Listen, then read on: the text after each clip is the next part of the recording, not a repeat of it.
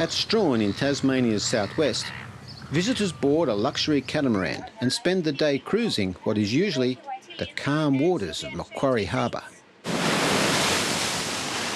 Today, the weather is about as wild as it gets.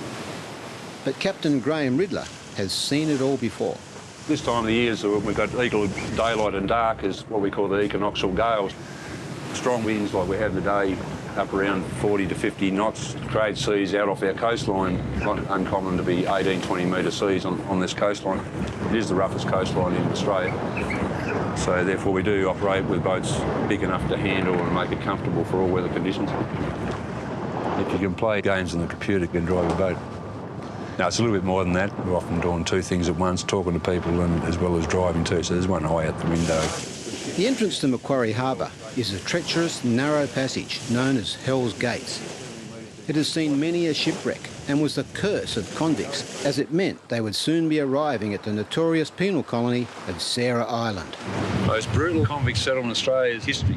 The island was established as a penal colony for convicts of incorrigible character. They were petty thieves, innocuous bushrangers, social nuisances, simply staying out all night and getting drunk.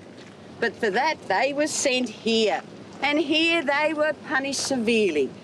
The island's most infamous prisoner was Alexander Pearce, who escaped with a fellow prisoner whom he later ate before turning himself in.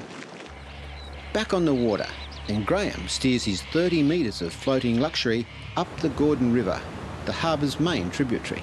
27 years ago, I started cruising into the Gordon River to see its beauty. It's under World Heritage, which means it's there forever. One of the last places in Australia which what we call true wilderness. There's no people living it. The lower Gordon rainforest contains some of the oldest living trees in the world, the Huon pine. We've got trees found still growing at over 3,000 years.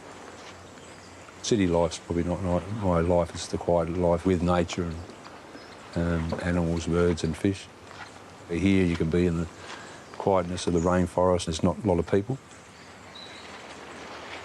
It's important that we have places like this, that our visitors come and see this beautiful path. When you're driving in the traffic and jammed up in the day and you always know that there's a place here that you can always come to.